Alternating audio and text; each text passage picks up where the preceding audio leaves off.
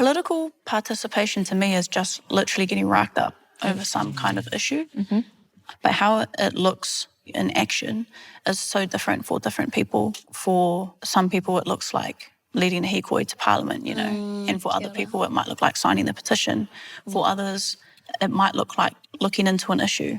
And that's kind of what I think is a really important one, is actually figuring out what's wrong with this. And then even if you figure it out, you can still decide whether or not you care enough to do something about it. But to me, it's really important to understand what's actually wrong with it. Why are people upset over it? Why is this going through Parliament? There is a war on Māori. There is a war on Te Tiriti. We must all stand together. You fought for our rights. We'll continue to fight. Try to Te Tiriti. This is not just for Māori. This is for everyone.